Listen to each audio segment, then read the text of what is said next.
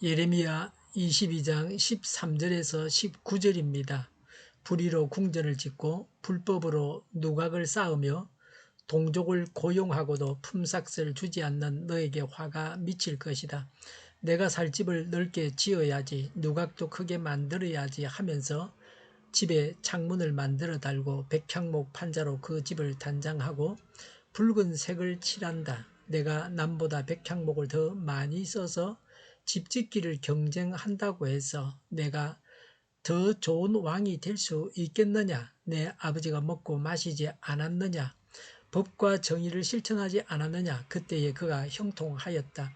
그는 가난한 사람과 억압받는 사람의 사정을 헤아려서 처리해 주면서 잘 살지 않았느냐?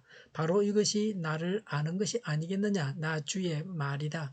그런데 너의 눈과 마음은 불의한 이익을 탐하는 것과 무지한 사람의 피를 흘리게 하는 것과 백성을 억압하고 착취하는 것에만 쏠려 있다. 그러므로 주님께서 유다왕 요시아의 아들 여호야김을 두고 이렇게 말씀하신다. 아무도 여호야김의 죽음을 애도하지 않을 것이다. 남자들도 슬프다 하지 않고 여자들도 애석하다 하지 않을 것이다. 슬픕니다. 임금님, 슬픕니다. 폐하하며 애곡할 사람도 없을 것이다. 사람들은 그를 끌어다가 예루살렘 성문 밖으로 멀리 내던지고 마치 나귀처럼 묻어버릴 것이다. 아멘. 본문은 여호아스, 즉 살룸을 이어서 왕이 된 여호야김에 대한 예언입니다. 여호야김은 요시아의 둘째 아들입니다. 이집트 왕 바로 느고에 의해서 왕으로 세워졌습니다. 주전 609년부터 598년에 왕으로 다스렸습니다. 통치 기간 동안 내내 폭정으로 일관했습니다. 요시아 왕의 선한 통치를 말씀하고 있습니다. 15절에 내 아버지가 먹고 마시지 않았느냐? 법과 정의를 실천하지 않았느냐?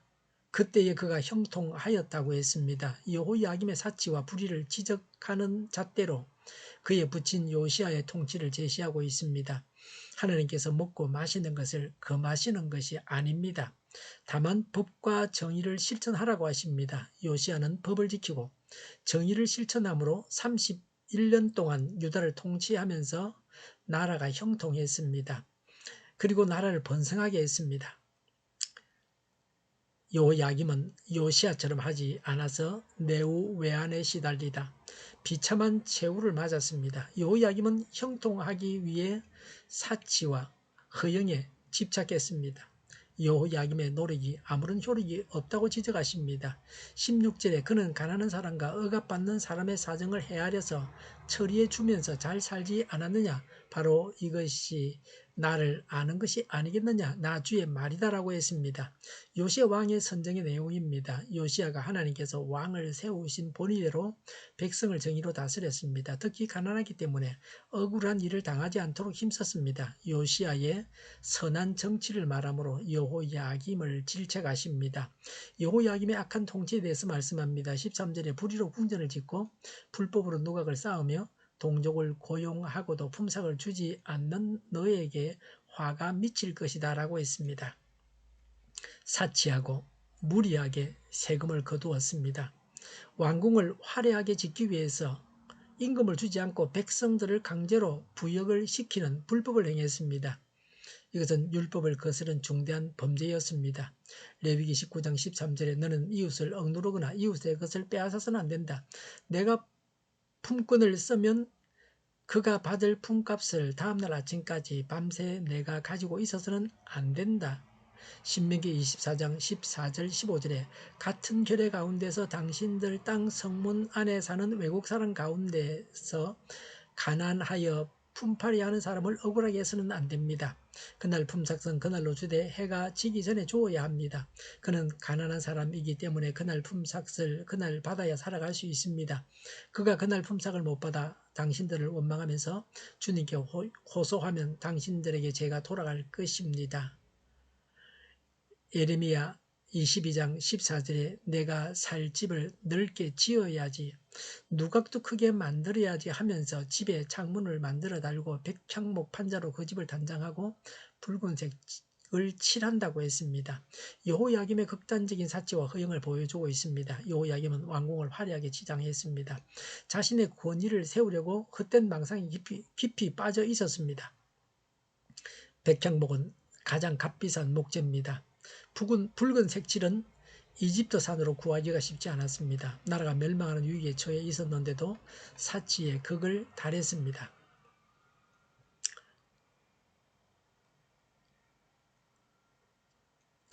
15절에 내가 남보다 백향목을 더 많이 써서 집 짓기를 경쟁한다고 해서 내가 더 좋은 왕이 될 수 있겠느냐라고 했습니다. 왕궁을 무리하게 정개축한다고 해서 왕권이 확립되겠느냐 하고 냉소적으로 묻고 있습니다. 신정 왕국의 왕권은 인본주의적인 방법으로 확립되지 않습니다. 하나님을 경외하고 정의로 백성을 통치함으로 확립됩니다. 이 사실을 유다 선한 왕들의 왕권이 악한 왕들에 비해 튼튼했던 사실에서 분명히 알 수 있습니다. 왕권 확립은 정치를 바로 하고 민생 문제를 해결할 때 되어집니다. 17절에 그런데 너의 눈과 마음은 불의한 이익을 탐하는 것과 무지한 사람의 피를 흘리게 하는 것과 백성을 억압하고 착취하는 것에만 쏠려 있다고 했습니다. 여호야김의 유일한 관심은 자신의 이적 탐욕을 만족시키는 것입니다. 이것을 달성하기 위해서 무지한 자의 피를 흘리게 했습니다. 압박하고 폭력을 행했습니다. 재판을 그릇되게 해서 죄 없는 사람을 해쳤습니다. 선지자를 핍박했습니다. 이런 악행은 이방 통치자들에게도 흔하지 않습니다. 이런 악한 정치로 인해서 이미 신정 왕국의 왕의 자격을 상실했습니다. 하나님에 의해서 폐위되어서 36세의 한창 나이에 죽었습니다. 알렉은 압제자는 결코 자신이 원하는 것을 얻지 못한다. 그는 타인의 진정한 자유를 탐낼 뿐이다 라고 했습니다.